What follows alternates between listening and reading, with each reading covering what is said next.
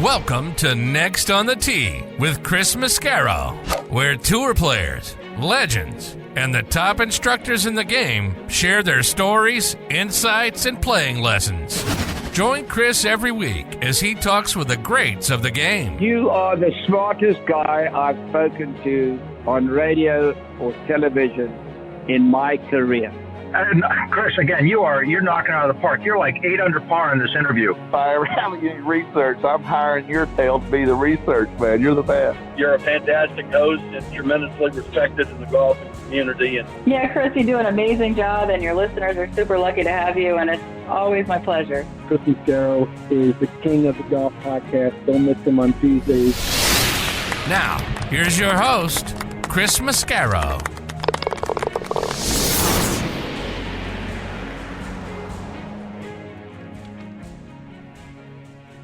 Good evening, folks, and thank you for joining me this week on Next on the Tee. I'm your host, Chris Mascaro. I hope your week is going really, really well for you. This week on the show, I've got some really great friends that I'm excited to share with you. In part one of the show, my first guest is going to be a lady who was recently given elite status as an LPGA instructor. She got that award earlier this year at the PGA Merchandise Show, and that's Cindy Miller. Please, go out onto our website, cindymillergolf.com, and check her out, and subscribe to her YouTube channel. So much free content available for you there on her YouTube channel. Subscribe to it, hit the bell, as they say, so you can get updates when she puts more things out there. With the tragic news this week about Grayson Murray, I wanted Cindy to come on the show to share the story of her husband, Alan Miller. Alan played and won on the PGA Tour in the 70s and early part of the 80s, played in 5 Masters tournaments, but like Grayson, he found himself in some dark places, tried to end his life one time. SiriusXM recently did an audio documentary on Alan's life, which you can listen to out on Cindy's YouTube channel. It's incredibly well done. Dave Marr narrates the show beautifully. Tonight you're going to hear the situation from Cindy's perspective about what Alan was going through and putting their family through. As Cindy and Alan, oh, by the way, are going to be driving down the road on the way to their next engagement. We'll get them both sort of on the show, if you will. That's coming up for you here in just a few minutes. Following Cindy, I'm going to be joined by former Atlanta Falcons wide receiver Brian Finneran. Brian has been a great friend over on our football show Thursday Night Tailgate, going all the way back to 2011. Tonight, I want to get Brian's thoughts on the Falcons draft and why the heck they took Michael Penix with the 8th overall pick. Makes absolutely zero sense to me after they signed Kirk Cousins to a 4-year, $180 million deal with $100 million of that guaranteed when they have so many other gaping holes that they needed to fill. We'll also talk about this. Angel Hernandez gave every baseball fan in the world a present this week by retiring. Want to get Finn's thoughts on that? Plus, he went over to Augusta National and got to play the golf course, so you know we got to hear that story. So very excited to have Brian back as part of the show. He'll join me about 25 minutes from now. Then in part 2 of this week's show, I'm going to be joined by Robert Morris University men's golf coach Steve Shingledecker. He'll be back. He'll give us an update on how they finished out this season. And then we'll round things out with one of his high school teammates, who's now a top 100 instructor, our very good friend Eric Johnson. So you know there were some barbs flying back and forth between those two guys as one guy exited the show while the other guy was entering the show. We also talked to Eric about the U.S. Open. As we look ahead to next year's U.S. Open, which returns to Oakmont, they've made some changes to the golf course. I want to hear Eric's thoughts on that because, oh, by the way, he was fresh off the course earlier today, was out there playing with the owner of the Pittsburgh Brewing Company, a wonderful new sponsor of this show. Cliff Forrest was in a foursome with Eric, so we'll hear about what he thinks of the changes when he comes into the show. That's in segment 2 of part 2. Of the show, so that's a little over an hour of content from now. So, folks, I can't thank you enough, as always, for being a part of this week's show. So sit back, relax, let us take your mind off everything else going on in your life. Folks, I couldn't be more excited to announce a new sponsor joining Next on the Tee, a product that I've literally known about my whole life and been drinking since I was 21 years old, of course, and that is the Pittsburgh Brewing Company and Iron City Beer. Whether you're a hacker or a scratcher, the secret to a successful day on the links is knowing when it's time to grab an iron, even if that means keeping it in the bag till the 19th hole. If it's been a while since you've reached for Pittsburgh staple beer, it's time to revisit Iron City. Thanks to their incredible new facility in Creighton, the best tasting Iron City beer ever made is now available at a course near you. Iron City pairs well with any lie and sky and serves as a friendly reminder that there's always next round. Iron City beer, best enjoyed while enjoying life. Now let's talk about golf getaways and buddies trip locations. When you're thinking about that, think about our friends over at the Macklemore, which is a wonderful resort located just south of Chattanooga, Tennessee, high atop Lookout Mountain. It is a casual 2-hour drive from Atlanta, Nashville, and Birmingham. The existing Highlands course is now ranked in the top 100 courses you can play in the U.S. by Golf Digest. The 18th hole is ranked in the top 10 finishing holes in the world. A second course, The Keep, is under construction and will open summer of 2024. The Keep is a Bill Bergen, Reese Jones design and features a 1.5 miles of dramatic cliff edge, with every inch of that edge filled up with a golf hole. A world-class hotel, Cloudland Lookout Mountain Curio Collection by Hilton, will open spring of 2024. Both have incredible views into historic Macklemore Cove, 1,200 feet below. You got to see it to believe it, folks. Stay, dine, and play golf above the clouds at Macklemore. Go online to macklemore.com to book your stay and play package. Now let's talk about the new P790 irons from TaylorMade. From the very beginning, P790 irons have been rooted in clean aesthetics and thoughtful design. However, their true beauty is found beneath the surface. With AI-optimized weighting and speed foam air on the inside, every iron is uniquely designed to perform exactly how you need it to. As striking as they are on the outside, their true beauty lies within. Learn more about the new P790 irons from TaylorMade by checking out their website at TaylorMadeGolf.com. Okay, now back and making it an even dozen times with me here on Next on the Tee is one of my all-time favorite guests, who also happens to be the 2010 LPGA Teacher of the Year, and a lady who was recognized by the LPGA as an elite-level teacher earlier this year during the PGA Merchandise Show, and that is Cindy Miller. Cindy continues to do such great things to help bring more people into our game, play better, and make golf a game for a lifetime. She is from Silver Creek, New York, which is about 45 miles southwest of Buffalo. She played her college golf as a walk-on, mind you, at the University of Miami. There she became an All-American her senior year. She served as team captain and helped Miami win back-to-back national championships in 1977 and 78. She won the New York State Amateur Championship also in 1978 and qualified for the LPGA Tour in 79. She played out there for a few years. She competed in 5 U.S. Opens. Golf Tips magazine has named her one of their top 25 instructors. In 2011, Cindy was inducted into the Greater Buffalo Sports Hall of Fame. In 2014, she was inducted into the Chautauqua Sports Hall of Fame. And on top of all of that, she's a fantastic speaker and one of my favorite people on the planet. And I couldn't be more excited I get to have her back with me this week here on Next on the Tee. Hey, Cindy, how are you, my friend? Good. Who the hell are you talking about? I'm talking about you. You've done a lot. An old fart. Not How in the are least. you? I'm fantastic. Thank you. It was wonderful seeing you and Alan and our good friend Terry Hashimoto at the PGA Merchandise Show earlier this year. And congratulations for being recognized for your elite status in the game. Long overdue, in my opinion. Well, that was pretty special. I was shocked. So I'm very thrilled. Thank you. You're welcome.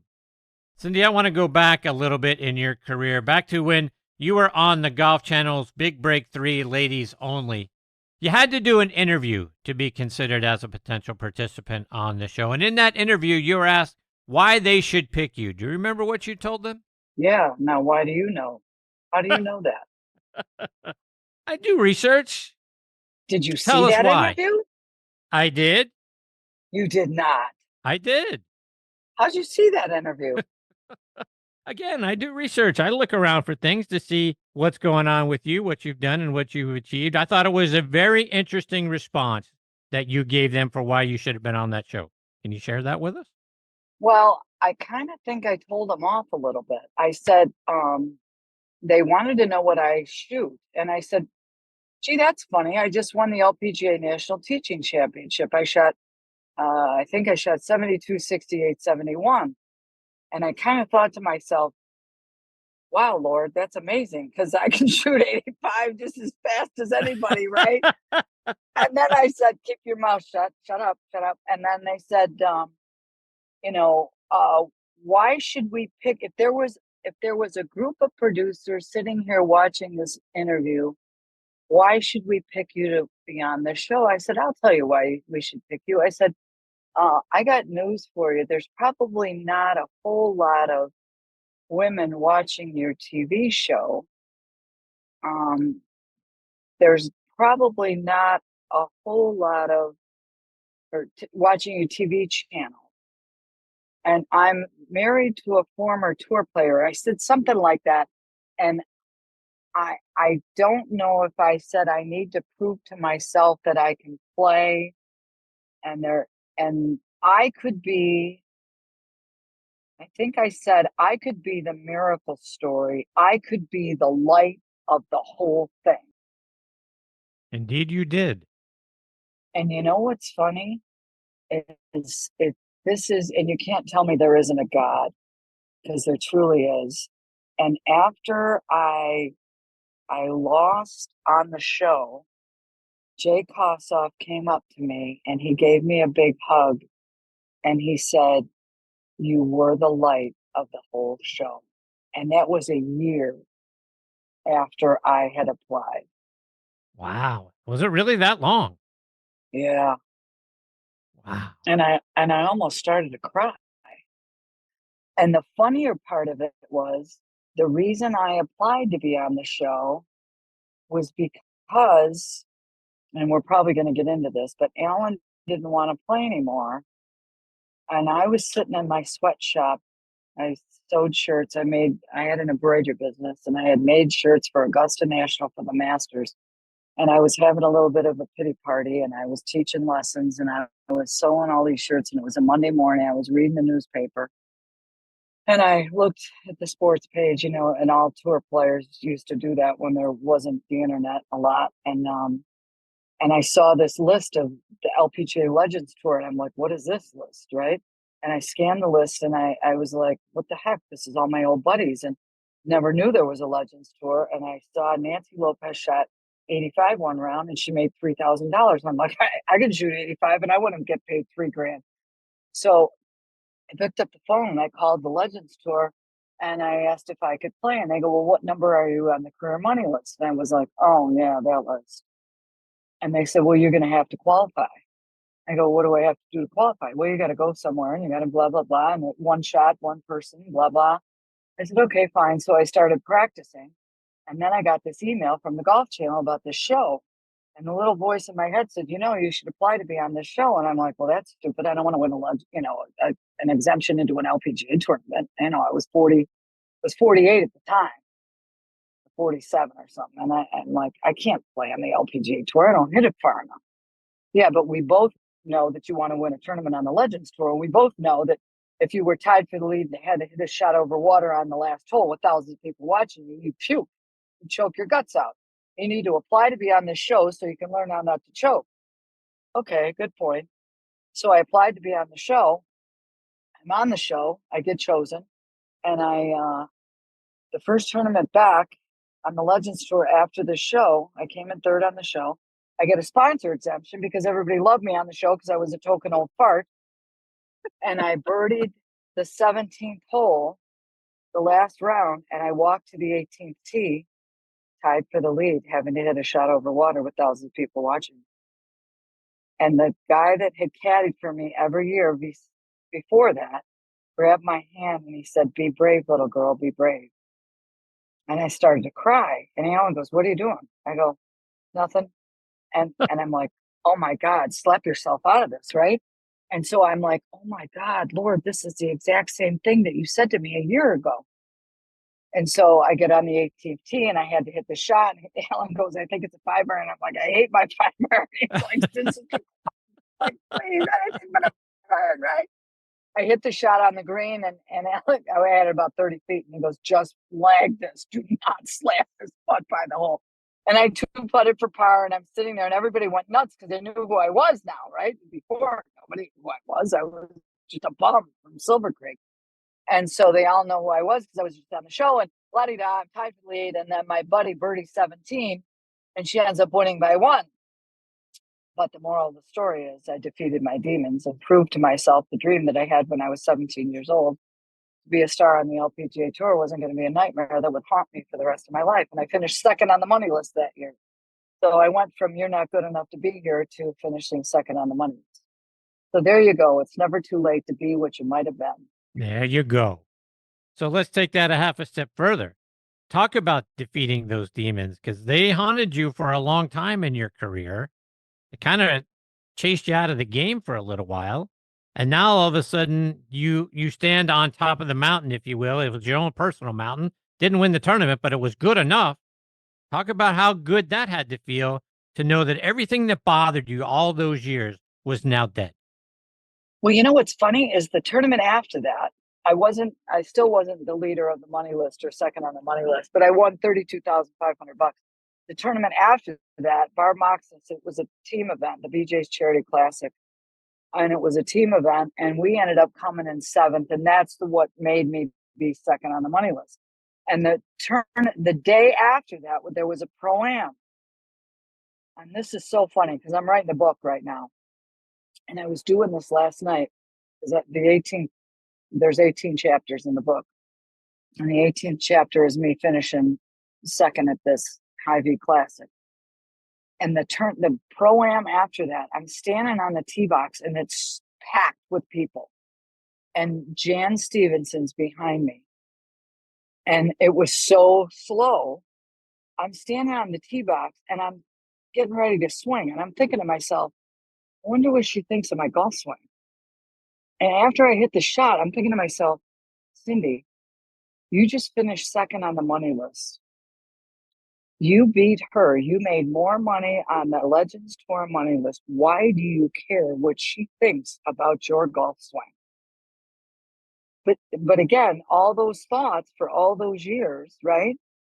Yep. Sometimes, it takes a long time. Again, do you really care what she thinks about your golf swing? What do you care about the committee? The committee of you shouldn't care about the committee. But we grow up, you're not good enough. You're too fat. You're too skinny. You're not smart enough to do that. And you got to change your subconscious mind. And it's funny, when we do boot camps, I make people, name that bitch. Who is, mine is Cynthia. Right? Yeah. Look out. How many under are you? How much money are you going to make? Anyway, so sometimes it takes a long time to train that girl in that head of yours, or that boy. Anyway, so I'm still trying to defeat some of those demons. Let's stay with that theme. And as you alluded to a few moments ago, that you said we'd probably get to this. We learned that Grayson Murray took his own life. Grayson was a wonderful player. He won out on the Korn Ferry Tour. He won twice on the PGA Tour, including this past January at the Sony Open. Grayson had some inner demons and wrestled with some substance abuse issues. I'm guessing that hit a chord with you and Alan. Alan found himself in a dark place like that, came close to ending his life. Do you mind sharing Alan's story? Well, Alan, and it's funny because he shared a story just recently, and if anybody wants to hear it, it's an amazing story. And the PGA Tour Sirius Radio did an amazing job. And they shared a link. So if you go to my YouTube channel, Cindy Miller Golf on YouTube, you can see Worth, the Alan Miller story, and you can listen to it. It was such a great job they did. Indeed. Anyway, Alan, when I listened to the story, I was like, wow, I didn't realize how good he was. I'm sure glad I asked him to marry me so I can get 3 lessons for life. But Alan we're totally different people, and he is a quiet, shy, diligent reader of directions. And his whole life, he's a ball striker. He's the second purest ball striker Dave Pels has ever tested. So he had a dad that was a perfectionist. And Alan, started to play golf and he got really good at it. And the funny thing is he took lessons from Gordy Glens in Pensacola, Florida. And Gordy Glens ended up being a PGA Tour rules official. And Downing Gray was a guy that, took him by the hand and taught him everything he needed to know. And Downing Gray, I don't know, what did Downing, he played in the Walker Cup team, captain of the Walker Cup team twice. And Alan just talked to him today. Alan talked to him on the phone today. And Downing's still alive. All these guys were great, and they grew up in Pensacola and helped Alan. And anyway, so Alan played on 2 Walker Cup teams, a World Cup team, was number 1 or 2 amateur with Lanny Watkins. And his dad, was always on him about, you got to be better. You got to be better. And he said, well, everybody makes mistakes. Well, you're not allowed to make mistakes. So that haunting voice aided him. And so he would drink for liquid courage. And when you get on tour and you're a shy person, you have to go to pro-am parties. Well, when you don't want to talk to anybody, you're going to have a couple drinks so you got the courage to talk to people. Well, and needless to say, when we met, I'm from Buffalo, and people from Buffalo know how to drink. And so when I went to the University of Miami, I met a guy at the Rathskeller. Every Friday we would play skins games with the golf teams, the boys and the girls golf teams. And there was a guy sitting at the bar named Dirtbag. Dirtbag was a professional gambler. And he would have $100 bills, and he would buy shots for everybody. Well, I became good friends with Dirt. So Dirt says to me, he's one of Pat Bradley's sponsors. I'm like, you are so full of crap. And he said, no, really, I'm from New Hampshire. I'm really good friends with Pat Bradley. And one of my good friends, Alan Miller, is coming down to play at Doral. And I'm going to caddy for him, and I'll introduce you to him. I'll get you a free ticket. I said, okay, great. So I meet Alan Miller, right? So long story short, every year Alan would come down, and we were buddies. So we just became golf buddies. And finally I said, are we ever getting married? We never really even dated. So no, we were just golf buddies. And so it's so odd that he was just shy and quiet. And I don't think he ever really wanted to play on tour. And when he won a tour event, his dad said to him, good job. Now you need to win another one and show him it wasn't a fluke. So nothing was ever good enough for him. And so he just didn't really even want to play anymore. And so when we got engaged, Vinny Giles was his manager from Prosing. And Vinny Giles was a big shot. He was a Walker Cupper. And he was on the Walker Cup team with Alan, and a really good player. Vinny Giles is still alive. And Vinny came up to me. He looked me in the eyes. He goes, you're going to save this guy's life. And I go, no, what the hell are you talking about? And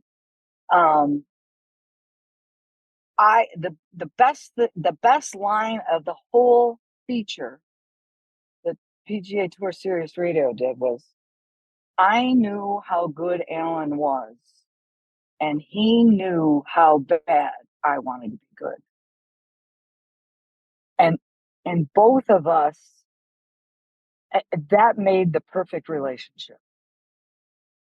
As sad or weird or awesome as that was, we became golf buddies. And the next thing you know, you ask him to marry you, and he did. Well, and I just said, are we ever getting married? He goes, why? You want to get married? I go, well, yeah. And he goes, okay, let's get married.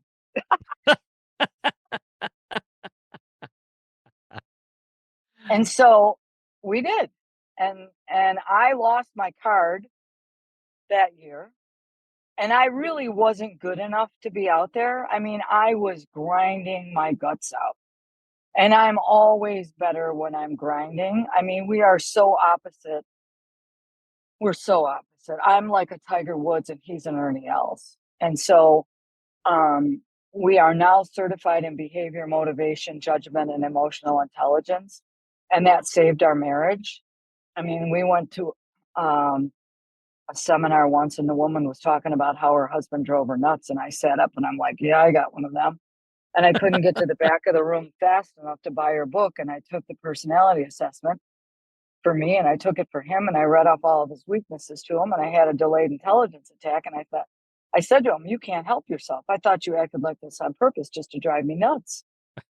And again, we do all these team building events for companies. We've done them for golf teams, and it's funny. So Azahara Munoz, we did it for Arizona State University, and she loved Alan, because she and Alan are like so much alike. And I'm trying to talk to her, and she just blew me off. And she was just like, oh my God, Alan's the best. And because she relates to him, you know what I mean? So it's just, you got to know who you are. And he didn't know who he was. And now he knows who he is. And now that, again, he tried to commit suicide because he thought he was worthless, and nobody's worthless. So again, we're trying to share the story. What, honey? You what? He failed to death? He failed to death, he just said.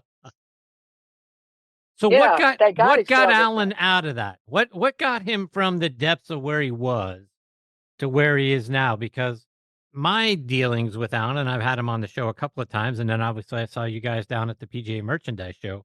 He seems like a really happy guy, not the guy that we learned about in this special that Dave Marr did. God, he said, knowing that, God had a purpose for him, and knowing who he is as a person, and knowing that he doesn't need to drink and he's okay for him being who he is. And again, because when you think you have to be someone you're not, so you go out on tour and you think you got to hit it further, and you got to think you go out there and you think you got to measure up to somebody else. He got out there being one of the best players in the world.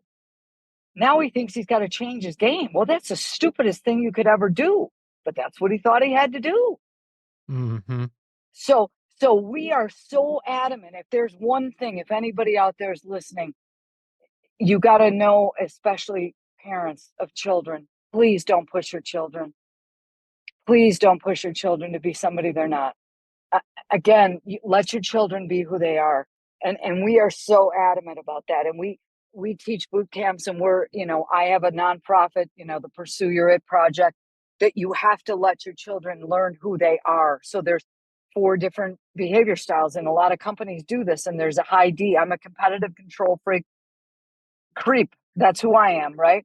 And then there's a high I that never shuts up, and they talk all the time, and they're like, oh, hi, how are you? And you got to let that person be a motor mouth, and they forget things, and they don't ever shut up on the golf course. And then there's a high S, which is steady, which is Alan. He just wants to hit balls over on the side by himself, and he wants to be a ball striker. He doesn't care who wins. I'm like, are you kidding me? What do you mean you don't care who wins? I want to kick everybody's butt. And so, and then there's a high C who wants details, and they want to know how far is that yardage, and is the yardage from the front sprinkler or the back of the sprinkler. You got to know who you are. And if you don't know who you are, and you don't have permission to be who you are, you're screwed, because then you have to try to be somebody you're not. And so we teach a young girl, this is the saddest story in the world. And you used to teach this young girl, and we kind of had a little, we told the father, who happens to be a doctor, just like Alan's dad, who's a control freak doctor. And we kind of said, you got to let her do what she needs to do. And he took her somewhere else for lessons. And the funny thing is, this doctor heard Alan's story, and he sent us a text 2 weeks ago. He said, holy cow, I absolutely love the story. God bless you both. I want you to know we love you. And I said, please have your daughter, and I named her, listen to the story. He said, not yet. And she's 14 right now. I didn't ask him. He said, not yet. And one of our other students, who now is not taking lessons anymore, played with this girl. And today, and her father needs to hear the story, and let her daughter hear it. And another student and their father came for a lesson today and said, this other girl who's not coming anymore played with this girl and her father, and they were screaming at each other on the golf course the whole time they played together. And I'm like, do you not realize that we could nonchalantly save your daughter's life? Mm-hmm. And again, but no one wants to hear it. And I'm like, do you have any idea what you're doing to your daughter? No And kidding. that same dad and the daughter, I had another woman who was running a junior golf event text me and said, "Can you do anything about this dad and the daughter? They're screaming at each other." I said, "I don't teach them anymore. I can't do anything." I mean, it's so sad. Yeah. They're trophy hunting. And Yeah. so again, after the Grayson thing this weekend, I sent a message out on Pink Links on the Facebook group with all the LPGA pros, and I said, please, guys, just have a listen to Alan's story and share it with parents of, people Yeah. that you're teaching. Please just share the story, because No kidding. again, and I'm not trying to blame Alan's father, and Alan's forgiven his father. He did what he needed to do, or, he did what he thought was best, and Alan's forgiven his father. And Alan has not had a drink since 1996. And Alan is fine and great, and he's the best grampy in the world. And, I'm so glad that he's fine. And our divorce never went through. And the funny thing is, I don't even remember why, but apparently we never even signed the papers. We didn't even know we didn't sign the papers. And 2 months after, I said, let's not do this.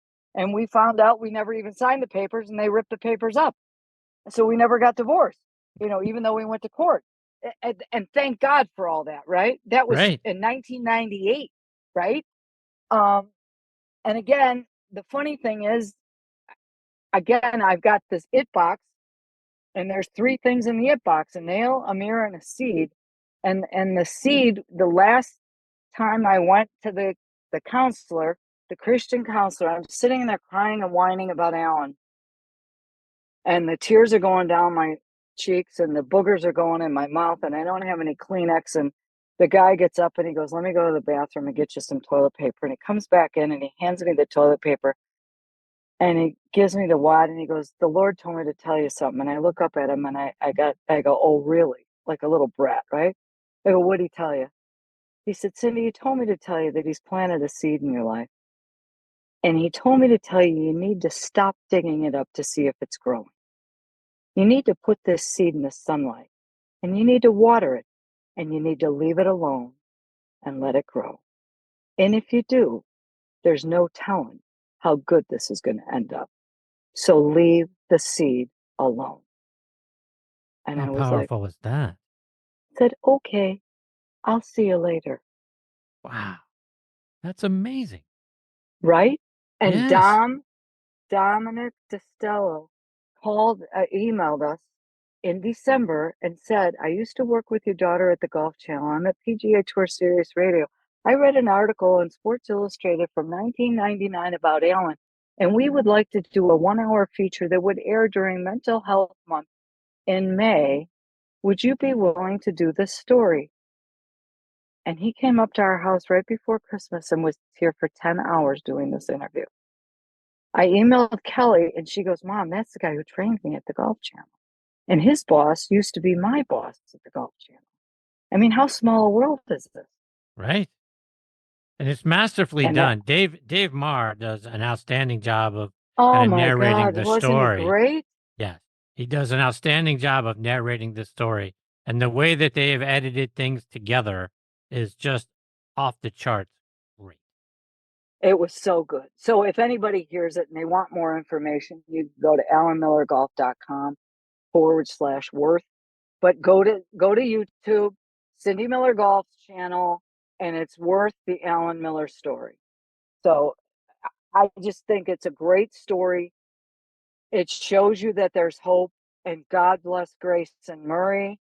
And it's just, please, if you have trouble, I guess the suicide hotline is 988. But call someone if you're having trouble, because I am not a suicide counselor. But if you're having trouble, call the suicide hotline. 100%. Cindy, one more before I let you go, and I want to end this on a happy note. I read in high school you played a little basketball and you swam, but you were also all county and all state in band, and you played the clarinet. You still play? I don't. And we were going to have a reunion of, I don't know how many years, a million years, whatever. And I thought, oh, I'm cool. I'm going to get my clarinet padded and all fixed up. So I spent all the money to get it fixed. And I tried to play a note and it went like, okay, I guess I suck. And I was so depressed because I was so excited. We were really good. Our band in Silver Creek was really good. Yeah. So I didn't do it. But I wanted to be a rock star, Chris. I really did. Well, I think you are a rock star, just in a different way. You got a different instrument you learned how to play and become a rock star at it. So that's how it goes. Oh. Cindy, before I let you guys go, remind our listeners, how can they stay up to date with all the great things that you're doing and follow you, whether it's on your YouTube channel, on your website, or on social media? Cindy Miller Golf. Just look up Cindy Miller Golf. Cindy Miller Golf, you are one of the outstanding people that you get to meet in this life. I can't thank you enough for letting us take the ride with you for the last half hour or so. You're just one of the great people that I've had the privilege of getting to know, and I hope I get this privilege of having you back on the show again soon. You're pretty cool yourself. Thank you, honey. I love you. I love you right back. My best to Alan and the family. We'll catch up soon. Okay. Thanks, honey. Bye-bye. See you, Cindy.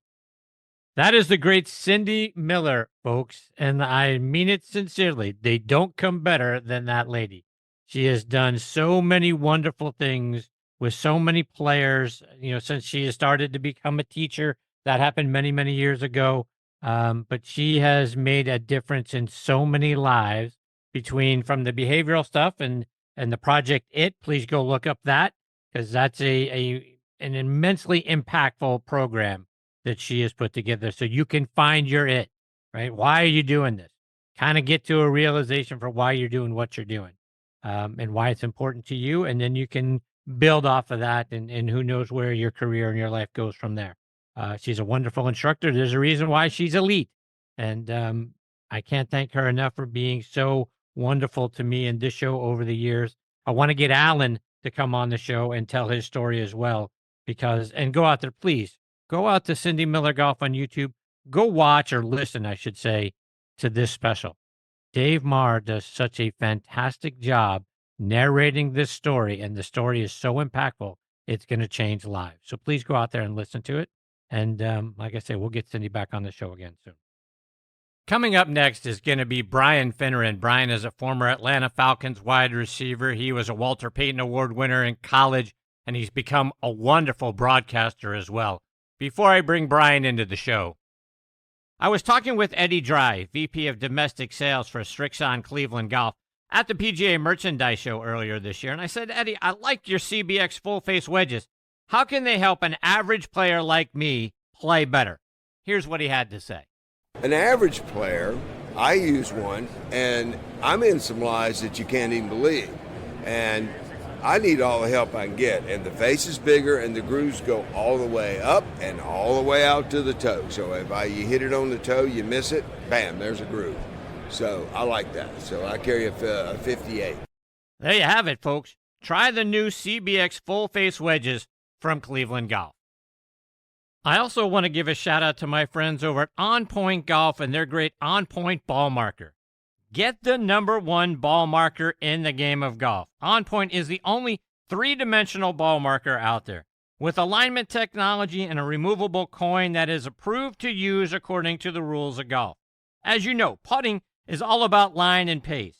Mark your ball with On Point, engage with your three-dimensional ball marker, and have more confidence in your line, execute the putt, and you're going to lower your scores. Do what the likes of Jim Furyk, PGA professionals, and amateurs alike are doing now. They use the #1 ball marker in golf and they lower their scores. You know Ken Duke and Thongchai JD. They won for the first time on the PGA Tour in 2023, and they were using an On Point ball marker. Get yours at onpointgolf.us and make more putts. And oh, by the way, you can also customize the removable coin for any club, event, or corporate outing. They make really great tee gifts and custom products. That's also going to help lower your score. I use On Point ball markers. Mine is black and gold, 3D black golf ball with a gold line down the middle to help me line up my putts. It's like having a 15th club in my bag. It's helped my game. Why wouldn't you let it help yours? Again, onpointgolf.us. See what I'm talking about. Order yours today. All right, now next on the tee with me is former Seahawks, Eagles, and Falcons wide receiver Brian Finneran. Let me remind you about Brian's background. He is from California, had a scholarship to play college football up at Oregon or Oregon State, chose to go to Villanova instead because they offered he and his twin brother both scholarships to play there. And at Villanova during his senior season, he earned All-American honors, and he won the Walter Payton Award, which is given to the nation's top FCS Division I AA player. That season, he caught 96 passes for 1,389 yards and 19 touchdowns. In 2003, they retired his number 25, and in 2014, they inducted him into the Villanova Sports Hall of Fame. He was an undrafted free agent signed by the Seahawks in 1999, played in the NFL from 1999 to 2010 with the Eagles and the Falcons. He also played over in NFL Europe for the Barcelona Dragons and was named All NFL Europe. And over the course of his NFL career, he had 238 receptions for 3,093 yards and 19 touchdowns. Brian first joined us on the football side over on our show Thursday Night Tailgate, all the way back on episode number 8 in November of 2011. He's been a wonderful friend ever since, and I'm very excited I get to have him with me this week here on Next on the Tee. Hey, Brian, how are you, my friend? I'm doing good, Chris. How about yourself? I'm fantastic, thank you. Brian, we'll talk a little bit of golf later on in the show, but I want to start by getting some help from you to help me understand what the heck the Falcons are doing in the NFL draft. I mean, the last 2 seasons, I got to be honest with you, Finn, I'm scratching my head trying to figure out why a team that just signed Kirk Cousins to a 4-year, $180 million contract with a $50 million signing bonus and $100 million guaranteed would go out and then draft Michael Penix with the 8th overall pick when you've got a defense that doesn't have a guy who's in the top 50 in sacks. I'm thinking, I'm not sure that's the need right now. Help me understand what are they doing? I wish I could help you out, Chris. I tried all my best to trick all my football knowledge from the years I played, whether it was high school or college or in the pros, and couldn't wrap my head around this one. I asked them to do one thing during this draft, and I said, this is before the draft. Please don't draft a quarterback. And what do they do with the 8th overall pick? Take Michael Penix. And it's not that I don't like Michael Penix. I think he can be a fine player. But the situation you just laid out, paying Kirk Cousins all that money and expecting him to be healthy and play for the next 2 years, to get an insurance policy on that move in the offseason and free agency seems ludicrous to me if you're trying to win now. And you could have had one of the best receivers in the draft, which is what they've done the last few years, all offensive players, or you could have the very best, what you thought would have been the very best in the top. The first defensive player taken off the board in this year's draft could have fallen right to the Falcons, and did for that matter, but decided to go with quarterback instead. So I had a tough time with it, Chris. I'm going to continue to have a tough time with it until I see it work itself out and something special happens. Maybe they know something that we don't know, but I did not like it for 1 second. Yeah, I scratched my head trying to figure it out. I mean, I've seen Raheem Morris talk about, having short-term and long-term goals, and even if Kurt were to play out his 4-year contract as a starter, they still see that as short-term. But it just seems like a lose-lose situation to me, because if Kirk goes out and plays well and the team doesn't make the playoffs, I mean, 2 years from now, Raheem Morris won't be the head coach anyway. I just don't think he has the luxury of looking long-term. The Falcons are a team that, by and large, have been 7-9 or 7-10 every season but one since 2018. He's going to be the 3rd head coach over that period of time. To what you said a minute ago, they got to get better now. And I'm with you. I think Penix could be a really good quarterback. I just don't think they're going to be better now by picking him. And what the heck did they tell Kirk Cousins during the courting process when he was a free agency for 2 hours, and they told him, you're the guy, we want you here, we're going to build this team around you, we're going to do this, we're going to do that, and you go draft his succession plan, which could come 2 or 3 years later. I mean, the whole thing, it's going to be a very awkward quarterback meeting room. It's going to be a very funky situation inside Mercedes-Benz Stadium when the Falcons start playing, and God forbid Kirk Cousins has a couple bad picks or a couple bad games, or with the schedule that they have, when you go Pittsburgh, Philadelphia, and somebody else to start the season. Oh, Kansas City, thank you very much. To start the season with that group, you go 1-2 or 0-3. You're going to tell me a city like Atlanta is not going to come up in arms and start looking for the guy behind the guy that just got free agency? I've seen this story before, It doesn't play out very well. It did for us, luckily, because it was Chris Chandler was the quarterback when I first got here to Atlanta, and Michael Vick was the first round draft pick. And when I tell you that fan base was torn and jaded, and they wanted the fresh, new, young, spunky, sporty Michael Vick, and it got ugly at times. So I just hope and pray it doesn't come to that. I hope Kirk Cousins plays well, and they make the playoffs, and I guess Michael Penix just sits back and waits his time for the next couple of years. Then if you even go back to the 2023 draft, when they drafted Bijan Robinson in the first round, at a time in the game's history when the running back position has been devalued, it's a passing league now, and you already had a guy like Tyler Algier that you drafted in the 5th round in 2022. That guy goes out and rushes for over 1,000 yards, 4.9 yards per carry in 22. And then you take Robinson in the first round. Again, so many other positions this team is needed. I feel like they keep drafting a position that isn't of need in the first round. I feel like they're throwing first-round picks away. Yeah, it's frustrating. I can feel it coming out of your voice, and hopefully you can feel it out of mine too. The more I think about Bijan, I'm not as upset as I am about the Kyle Pitts pick, because Kyle, he's a nice football player, and they called him a unicorn coming out of Florida. But he's kind of almost like positionless. He's not a tight end. He's not a receiver. He's like a hybrid mixture of these two things. And Arthur Smith, the coach from the last few years, barely used him in the run game, except to like a wide block and try to seal a defensive end, and never went behind him, because he couldn't, because he's not a power blocker. So it's a funky deal. Plus, on the board at the time was Michael Parsons, to your point, guys we passed over that are staring us right in the face that we have not taken. So it's all revisionist history. We can try to throw away the last 3 years of 7-10 and the last 6 years of not making the postseason, and hope to God that they get it right this time. I like Raheem Morris. I do.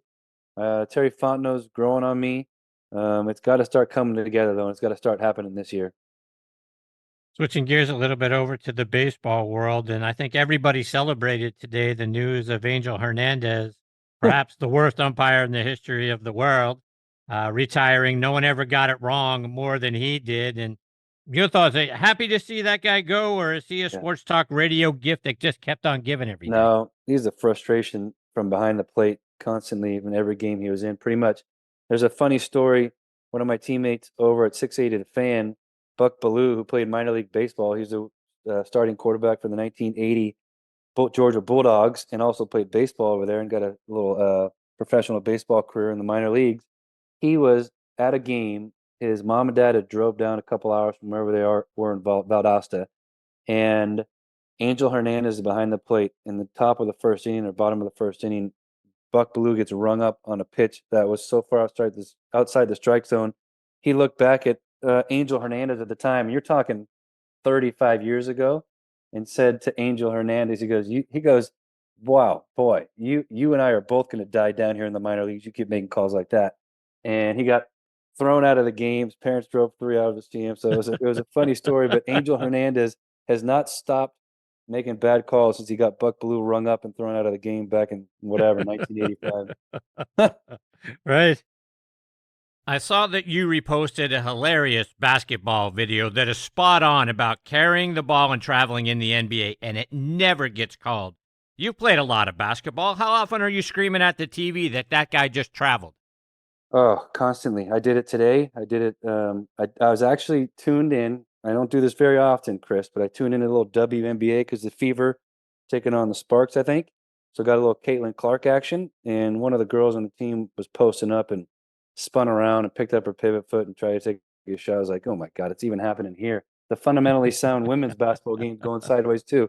But it's impossible to play the game, and it's hard for me to enjoy it like I used to. The flopping, the traveling, the carrying of the basketball, it's like the rules have gone out the window and fundamentals are dead, and they're just great giant athletes run up and down the court making shots. So I've kind of lost the love for the NBA. I'm excited to watch Kyrie and Luka tonight, see if they can pull this thing off and sweep the series. And then I do think Boston and Dallas would be a great this year would be a great finals. Going on the back-to-back stories of Angel Hernandez and traveling, not getting called in the NBA, it just seems like officiating across the major sports is just awful. What happened? I thought you had to earn your way up. And I thought they were doing things like grading umpires and grading referees so that we got the best of the best. It feels like none of that is really true. Yeah, I think that's an extreme, but you're onto something. Something's got to change. Plus, the rules are changing every year too, and they're trying to make it better for football. And quarterbacks can't get touched. Remember the sack Grady Jarrett had a couple years ago down in Tampa Bay on Tom Brady that pretty much ends the ball game, but they call it roughing the passer, which was insane and just hard to deal with. You take away first of all, you take a sack away from a great football player. You take a win away from a team that is trying to win the South Division, and you don't think about it very much, but plays like that affect livelihoods. So to your point, Chris, they got to start getting it right more often because you got guys that are getting called out on strikes that aren't strikes. You got guys that are getting sacks and not getting sacks, and the whole thing's going sideways. So hopefully it cleans up a little bit and they can figure out what the heck's causing all this. Your thoughts, speaking of rules and rules changes, the proposed new kickoff rule. What are your thoughts on this thing? I'm kind of excited about it. I played every special team when I was in the NFL for the 10 years I played. I played offense. I did play a little defense on Hail Mary situations, and I played punt return, punt coverage, kickoff, and kickoff return. I love being on the football field, and I think this will open up some more windows and avenues for people to make plays and big plays in the kickoff return game. It's going to be tough.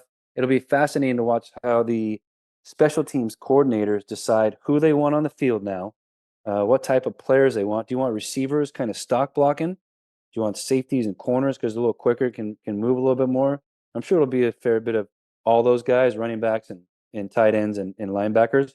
But with that close proximity, if you come out of your lane just a little bit and that returner gets a full head of steam, watch out because you're going to see some touchdowns this year. So I'm excited about it. Bring a little more action and fun in the game. Let's talk a little bit of golf. And I was curious to find out, how long have you been playing? When did you start playing the game? I probably took it up fairly seriously when I got in the NFL. My dad was a good golfer growing up, but he never pushed it on us. And I guess he figured since we were playing soccer and basketball and baseball and swimming and everything else, he figured he'd just leave golf out of it. So I was not happy with Pops for not putting a golf club in my hand at an early age, but I'm coming around a little bit now since I've been playing about, 20 years. I'm guessing you've been in a fair number of celebrity events and charity events. Sure. I know Warwick Dunn does a really great thing here. Terrell Buckley's got a big event coming up here pretty soon. Talk about some of your favorite events that you've gotten to be a part of. Warwick does a great job. He has one coming up in June. I just got a text from him this evening, so I'm gonna try to make that. Used to do a couple different events here locally that Kevin Butler and I, old kicker for the Chicago Bears. We live in the same neighborhood, so we've gotten together on a couple different charitable opportunities here and there. It's really Austin Riley started one the last couple of years, Chris. That's been really, really nice. Does a great job for Team Red, White, and Blue, RWB, and they do nice things for veterans as far as taking care of them, make sure they have a good quality life to live after they're done serving their country and doing the things they're doing. So, and then the Mitsubishi Electric Classic comes to the neighborhood here, and I've gotten an opportunity to play as a celebrity on the back end of that thing a couple times. Once with Drew Butler, old punter, and Kevin's son from the Arizona Cardinals in Georgia. And then one of the most enjoyable times I got a chance to yuck it up with Vince Carter at that event a few years ago as well. So the opportunities to help people, give 4 or 5 or 6 hours, depending on how many people are there, is pretty cool. Oh yeah, and I just got back from Mansfield Oil. I had one down at Doral, at Trump National Doral.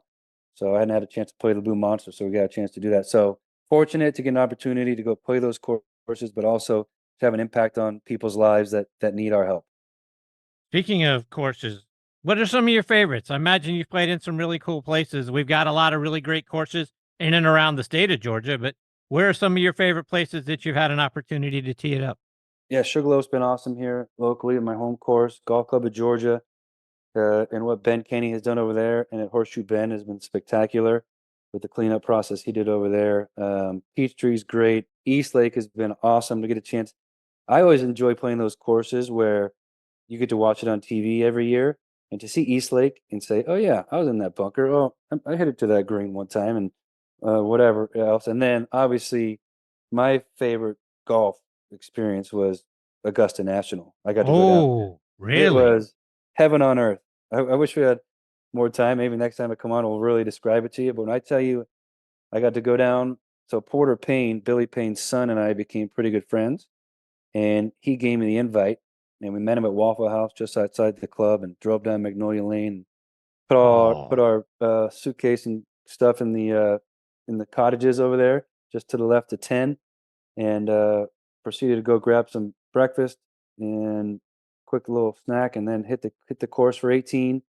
Grabbed a drink, played the 9-hole course after that. Spent the night, had dinner, got a tour of the wine cellar, had some cigars and scotch on the caddy's nest, and then played another 18 the next day. Are you kidding me? It was unbelievable. One of the best experiences of my life. No doubt. Yeah. So all right. So now I got to live vicariously through you. What's it like driving up Magnolia Lane? It's just as special as you can imagine. Pretty gorgeous. Even in the time of year, it was a little bit chilly when we were out there, but just absolutely phenomenal. And then everybody so pleasant. If you go out there and complain about one thing, you need to be taken out the property and shoved in the trash can, because you are the grouch. No doubt. And you're on the first tee. Tell me, what's it like to put a peg in the ground on the first tee at Augusta National? Super nervous. Yeah. Really kind of neat and special, obviously. Billy Payne, the chairman of Augusta National, is behind us, and he's whining about his son and the white pants his Porter's wearing. And then I teed it up and took a couple deep breaths and put it in the up on the left side, up in the pine straw up there, and I don't know, probably proceeded to make double bogey on the first hole and just get the hell off that green and go to the next hole. Wow. That's the dream right there, my friend. I don't know that it would ever get any better. I was walking, and I apologize, I don't know the name of the bridge. It's the one that leads from the 13 tee box at the end of Amen Corner across the bridge onto the fairway. And I stepped on this big magnolia leaf, and as we were walking, I noticed it, so I kind of kicked it off with my club and left it there. And I walked another 15 or 20 yards, and I looked back, and the only thing in that freaking fairway was that giant magnolia leaf I just left back there. I literally felt like I littered on the course. That's how immaculate and pristine that place is. How'd you putt the greens? Not bad. The second day, I birdied 12 and 16. Oh, yeah. Had a nice round there. Probably shot in like the mid to high 80s, which is kind of where I live now. I'm not a great golfer, but we'll have a good time, and I'll have a bunch of bogeys and get my quota for birdies, which is about 1. Well, that's awesome. To be able to say that I birdied 12 and I birdied 16, that's good enough. Who cares what else you shot? No doubt. Brian, before I let you go, remind our listeners, how can they stay up to date with all the great things you're doing? Listen to your show on 680 The Fan and follow you on social media as well. Yeah, no doubt. Appreciate it. Always enjoy being on with you, Chris. So at BFan86 on Twitter and Instagram, and then our radio show is on in the mornings here in Atlanta. But you can tap that app, download the app at 680thefan.com, and listen from 6 to 10 or the entire day if you want. You can go back and listen to yesterday's shows or whatever. They have some podcasts up there as well. So I've enjoyed doing it. I can't believe I've been doing it for almost 13 years now, and it's outlasted my football career, which is pretty cool as well. So I've enjoyed doing it, and it's been a lot of fun here in Atlanta. Brian, you're the best, my friend. I can't thank you enough for taking time out of your busy schedule to come back and be a part of this show. As I said at the top, you were on episode number 8 back in 2011. So this show has just gone over the 800 episodes. So that is crazy. That's pretty cool. I got the chills thinking about it. I appreciate that. Well, congratulations to you too. You do a great job and make everybody feel super welcome and comfortable. Well, I appreciate that very much. Brian, take care, my friend. All the best to you and your family. I hope we get this privilege of catching up with you again soon. Just say the word, buddy. I'll be there. I appreciate you. See you, Brian. Bye. That is the great Brian Finneran, folks, and just a wonderful guy, as you could tell from the conversation. And the guy is just so well-rounded. He knows so much about all sports. It's not just football. And to think that now he was out there at Augusta National and doing all of that, I am so jealous.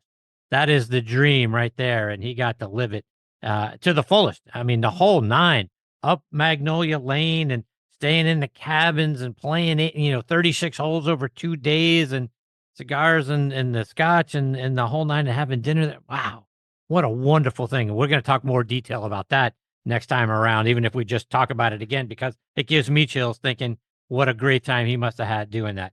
Be sure to follow him at BFin86 on social media. Check out his show on 680 The Fan, 680thefan.com is where you can find that as well. And we'll catch up with Brian a little bit later on, maybe late this summer, early fall. We'll talk more football. We'll certainly talk more about the time at Augusta National and some more golf as well. Brian is fantastic. Look forward to catching up with him again soon. All right, that's it for part one of this week's show. My sincere thanks to Cindy Miller and Brian Finneran for joining me. Stay tuned because part two of the show will come out in a couple of days. It's going to feature Robert Morris University men's golf coach Steve Shingledecker and top 100 instructor Eric Johnson. And it should be a barn burner because those two guys went to the same high school and played against each other as well. So they've known each other for 100 years. So it's going to be a lot of fun when they both join the show. Folks, I can't thank you enough for continuing to make Next on the Tee a part of your weekly golf content. Until next time, hit 'em straight, my friends.